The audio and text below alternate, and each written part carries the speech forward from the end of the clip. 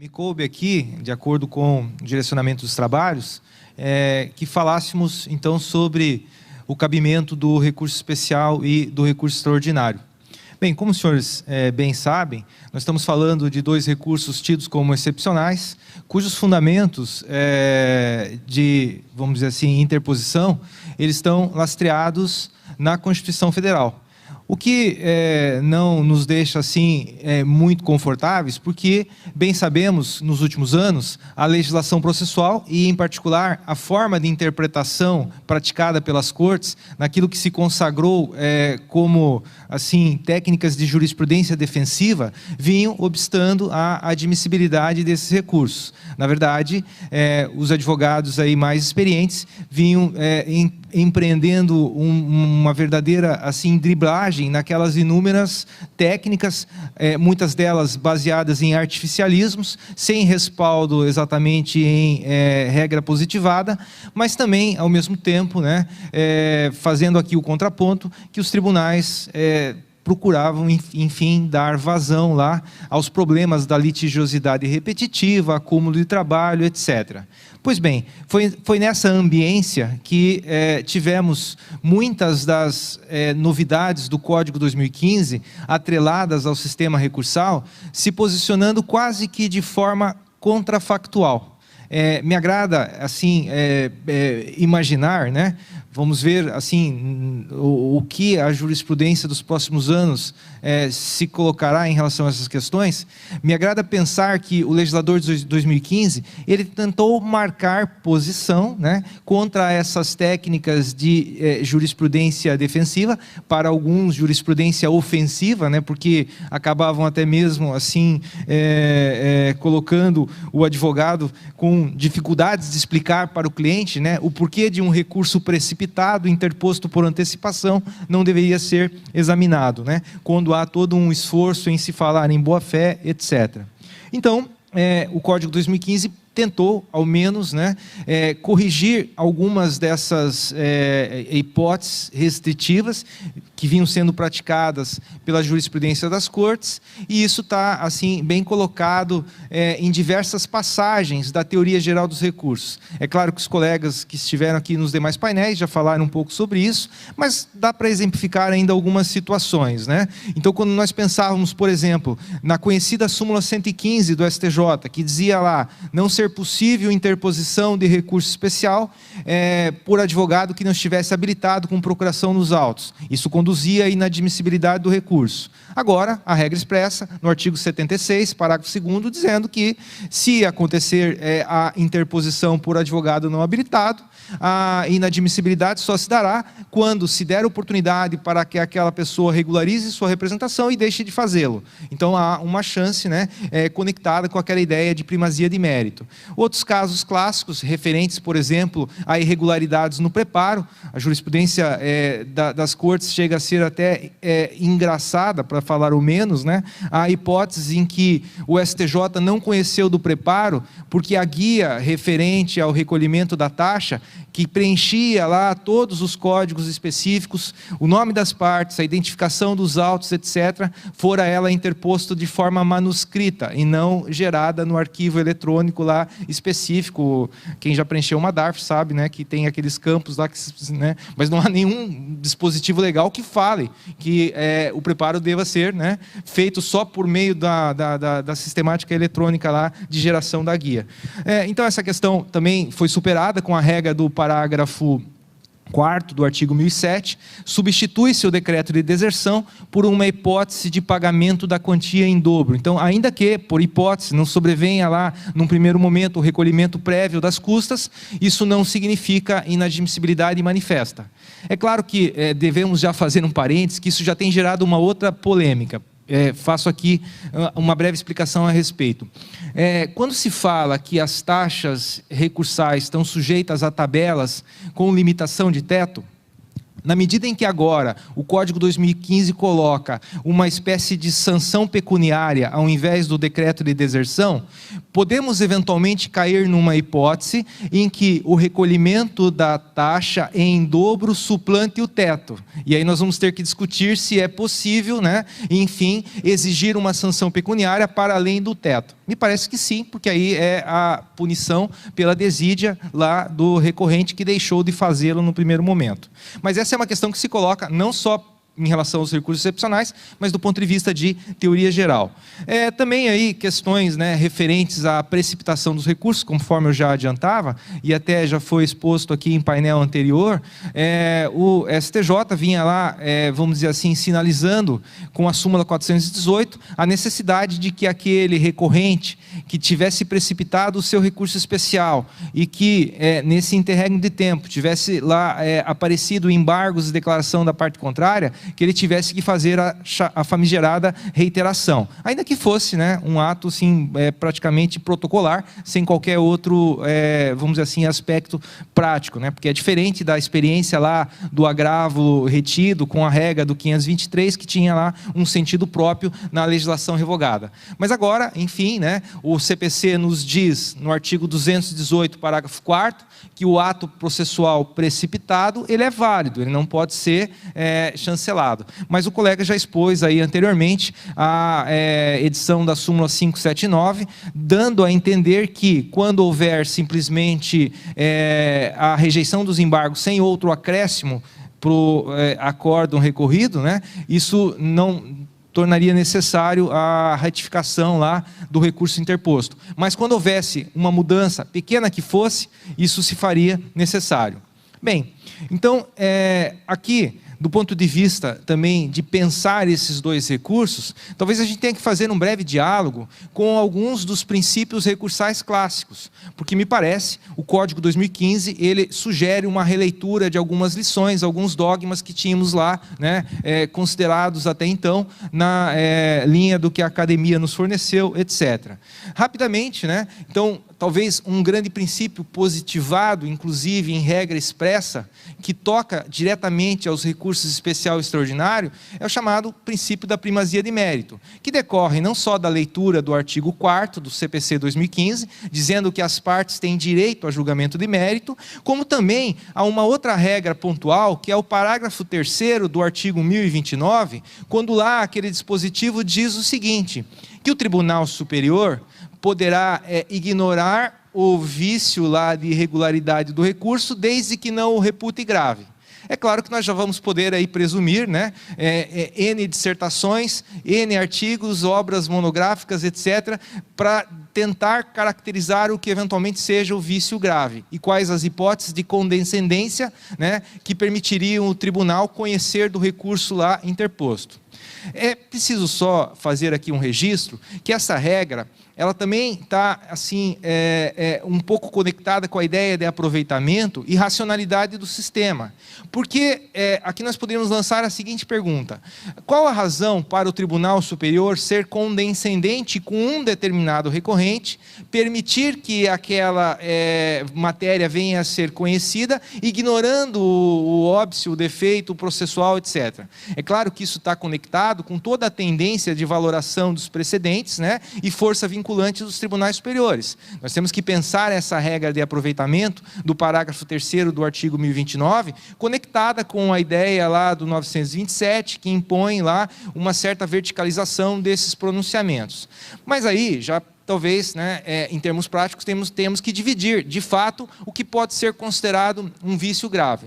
Acho que, de acordo, né, sem que os senhores me exijam tons proféticos aqui, mas dentro do que a gente tem assim, de retrospecto dos últimos anos, imagino que a intempestividade é um vício insuperável. Para este caso, não tem como se manter lá qualquer postura de boa-fé no sentido de aproveitar o ato.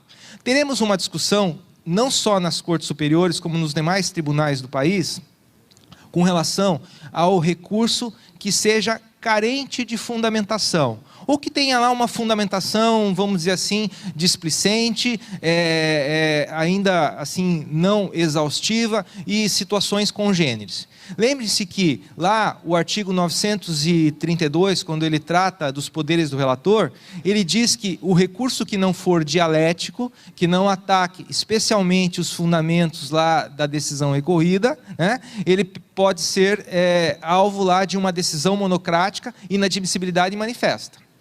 E já há, assim, uma certa discussão na academia se o relator, que tem lá aqueles poderes de saneamento do parágrafo único do 932, e aquela regra é válida inclusive para as cortes superiores, se ele pode intimar o recorrente para dizer: fulano, traga-me melhores argumentos a título de que eu possa enfrentar a questão federal ou a questão constitucional.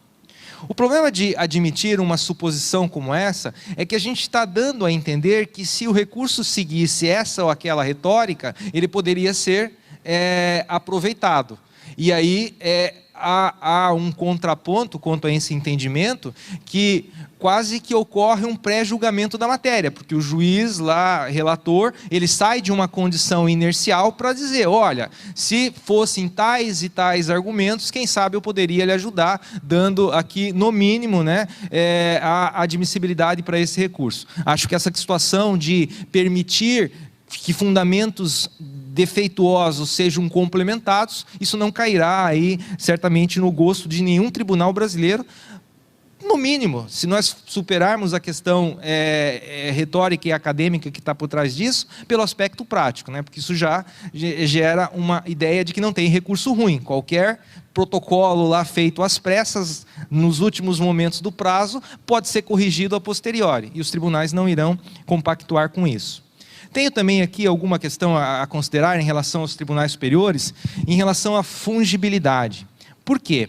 Porque dentro da ideia de que o Código de 73 propiciava lá, nos casos de erro grosseiro, o aproveitamento do recurso erroneamente interposto, talvez um pouco com base nessa bagagem, o Código de 2015 colocou regras específicas em relação ao especial e extraordinário. Por exemplo, os senhores observam lá o 1032 e o 1033. Esses dois artigos, eles podem ser vistos como um só, porque eles estão falando de hipóteses em que o STJ entenda que a matéria do recurso especial tem natureza constitucional, ele, em vez de simplesmente negar seguimento, remete para a Corte Constitucional, permitindo que o recorrente adite lá razões a título de demonstrar a repercussão geral do caso.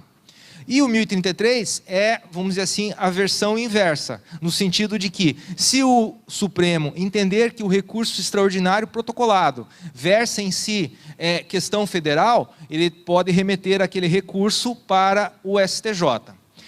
Aqui é preciso entender que, nestes casos, não está se falando propriamente de erro, porque em muitas situações aí do nosso ordenamento jurídico, nós notamos aqueles casos de parametricidade, em que a matéria é tratada no nível constitucional e ela é replicada pela legislação federal. Então, nesses casos, me parece que o princípio da fungibilidade comporta uma nova análise. Ele não é exatamente uma técnica para salvamento do recurso interposto de forma errônea, mas é uma fungibilidade conectada com a racionalidade em prol do aproveitamento de atos, cognição de mérito e aquela ideia de que os tribunais superiores passem a ser fontes de precedentes, Ainda que a gente tenha muito que caminhar nesse sentido, porque no Brasil, hoje nós falamos em precedente com hora marcada, esquecendo a ideia etimológica da palavra de precedente que precede.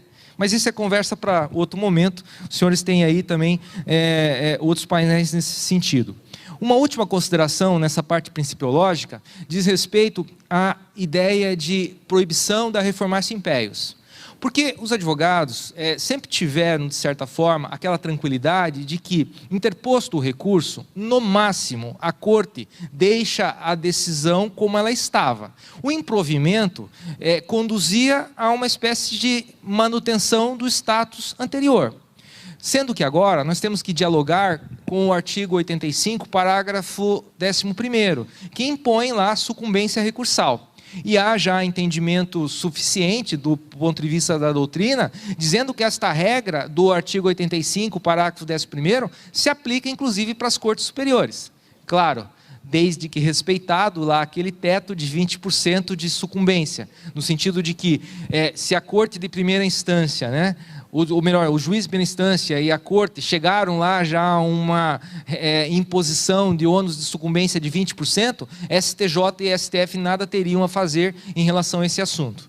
Mas, se por acaso a sucumbência ali, com o esgotamento das instâncias ordinárias, está em torno lá de 10%, haveria margem para, no caso de improvimento do especial extraordinário, para haver majoração de honorários. Essa é uma questão que exige um mínimo de reflexão por parte daquele que vá, né, enfim, se aventurar aí pelas cortes superiores. Quanto ao juízo de admissibilidade, aqui nós temos uma hipótese em que, diferentemente da redação sancionada, o texto atual do artigo 1030 passa a dizer que, nos casos do recurso especial e extraordinário, eles são protocolados e interpostos no juízo ACO, mas a admissibilidade deles é matéria restrita à Corte Superior.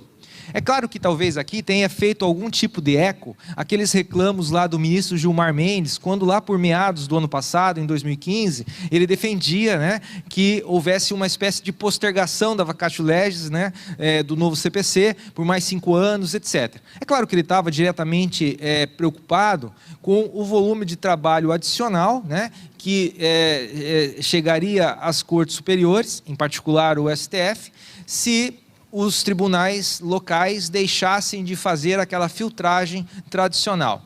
Bom, o fato é que esse tipo de reclamo, né, acabou lá merecendo, então, uma solução ajustadora por parte do legislador ordinário, ainda no período da vacatio legis. Os senhores acompanharam lá, sobreveio a Lei 13.256, agora de fevereiro, né, de 2016, que mudou pontualmente o artigo 1030. Então, o 1030 passa a dizer lá que há, sim, admissibilidade desdobrada em relação a esses dois recursos. Mas o 1030 tem que ser conectado com o 1042, porque até então nós pensávamos assim: todo caso de decreto presidencial que inadmita recurso especial ou recurso extraordinário, estava sujeito ao cabimento daquele agravo de inadmissão. Era como se pensássemos automaticamente na regra do artigo 544 do CPC 73. Acontece que o 1030, bem examinado ali, ele tem 4 incisos iniciais que estão relacionados àquelas questões de afetação e desafetação. Em casos de IRDR ou recursos repetitivos, quando houver a instauração desses incidentes ou recursos repetitivos já pendentes de julgamento, então o presidente, a autoridade presidencial local, ele não remete o recurso especial extraordinário, né? Ele sobresta aquela situação até que sobrevenha lá a posição da corte em relação à matéria.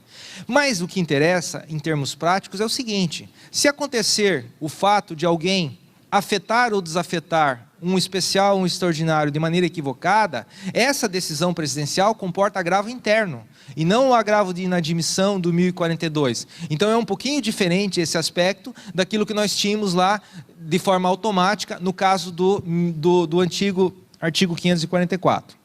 Já em relação ao mérito, nós temos que considerar, talvez, uma mudança sutil, mas muito impactante, que vem lá nos termos do artigo 1034.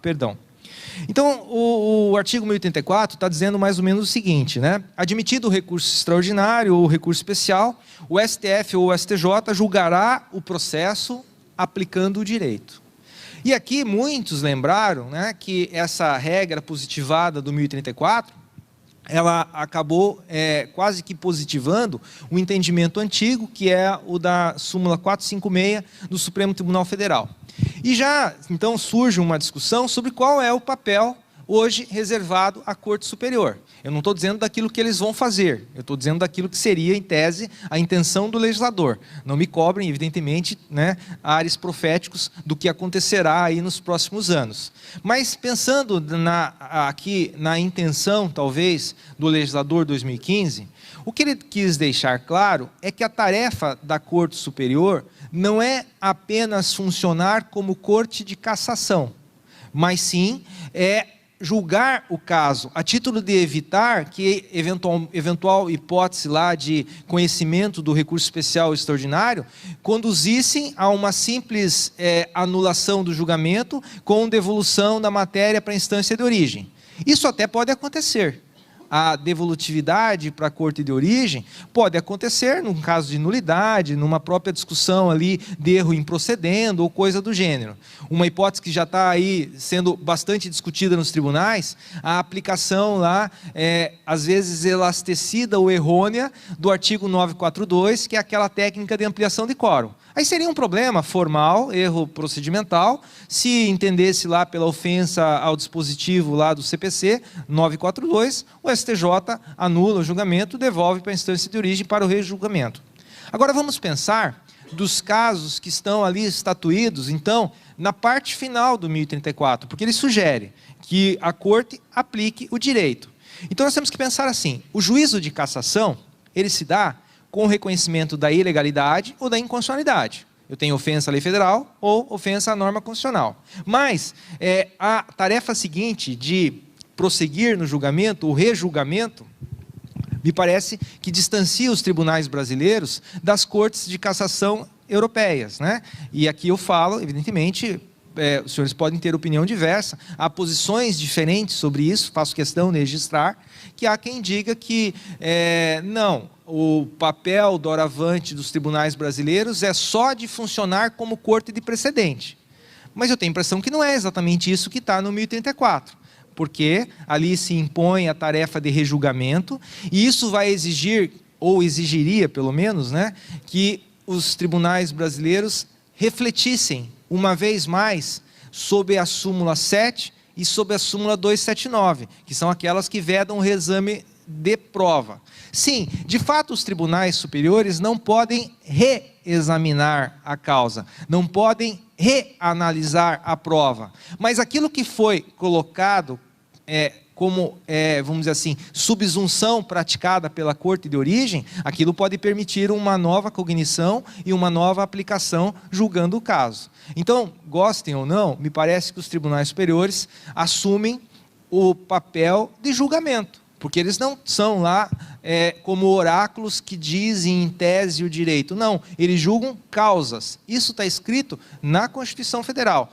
e conectado com essa parte final do 1034. Além disso, aquela regra do artigo 85, parágrafo 11º, já implica, de certa forma, uma análise factual, subsunção do contexto fático, porque está relacionada com dosimetria de honorários, etc. E a gente sabe também que em casos extremos, o STJ já vinha descolando-se da súmula 7, né? Basicamente isso girava em torno lá de questões de fixação de dano moral, em hipóteses muito exageradas, ou hipóteses pífias, ou ainda dosimetria de honorários, né? Como eles gostam de discutir honorários. Enfim, essa é uma questão assim, invencível no Brasil, né? Ainda para encaminhar aqui e ser mais ou menos fiel, não mais ou menos, fiel ao tempo, né? Eu queria falar com os senhores sobre a impugnação dos acórdãos interlocutórios. Porque notem só, nós estamos falando de cabimento de recurso especial e extraordinário, e aqui é preciso fazer um retrospecto que o CPC de 73, ele deu margem a uma discussão no Brasil. Como a Constituição Federal falava em causas, alguns autores vinham defendendo, isso lá pelos meados da década de 90, que não era possível recurso especial, recurso extraordinário, impugnando acórdãos interlocutórios, porque supostamente não teria havido causa decidida e isso, né, então não permitiria pronunciamento precipitado da Corte Superior. O fato é que o STJ editou a súmula 86, dizendo, não, é possível sim recurso especial em agravo de instrumento, contra acórdão proferido em agravo de instrumento. Depois disso, veio lá no ano de 2001, uma reforma no artigo 543, que culminou na edição do parágrafo 3º, dizendo lá, quando houver recurso especial e extraordinário versando sobre questão interlocutória, eles só não são processados imediatamente, eles ficam num regime de sobrestamento.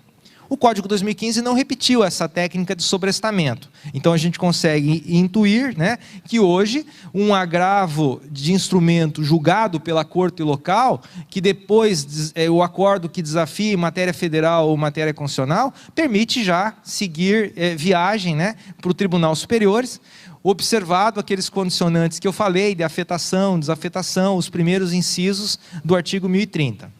Então, temos que lembrar também que cabe agravo de instrumento contra os pronunciamentos parciais de mérito. Se são pronunciamentos parciais de mérito, essas decisões assumem caráter de definitividade. Logo, não tem que pensar em nenhum tipo de sobrestamento, como se dava anteriormente à luz lá do 542, parágrafo 3º. E, por fim, em relação a essa questão da impugnação de acórdãos interlocutórios, eu faria um comentário em relação à súmula 735 do Supremo. Porque a súmula 735 diz assim: não cabe recurso extraordinário contra acórdão que defere medida liminar. E agora a gente pode dizer, bom, mas se então foi ressalvado que não há mais a regra de sobrestamento do parágrafo 3º do artigo 542, que é possível recurso especial e extraordinário contra acórdão interlocutório, então a súmula 735 teria que ser cancelada. Acho que não, porque são coisas diferentes. A súmula 735, se observarem lá os acórdãos que deram origem à sua edição, eles estão ligados a um contexto de aferição de cognição sumária. Então, quando a Corte concedeu a providência cautelar no acórdão, né, baseado em cognição sumária, isso não permitiria reexame ali, ato contínuo, por parte da Corte Superior. E se a gente tensionar o problema, ainda teria que concluir o seguinte: então, se é para falar de recurso extraordinário, discutindo concessão de liminar em acórdão, convenhamos que essa questão ela é reflexa, né? Não é matéria constitucional chapada, assim, atacada de imediato. A questão constitucional está subjacente. A questão se colocaria aí no plano da legislação federal. Para encerrar aqui, vamos lembrar também que o recurso especial e extraordinário não possuem o efeito suspensivo, exceto numa hipótese. Se os senhores examinarem lá o 987, no parágrafo 1º, lá está escrito assim: o recurso extraordinário tem efeito suspensivo, presumindo-se a repercussão geral de questão constitucional eventualmente discutida. Então, é claro que quem olha para o artigo 1029 vai enxergar lá no parágrafo 5º que há uma técnica para se buscar o efeito suspensivo. Então, não há suspensividade imediata decorrente da mera interposição.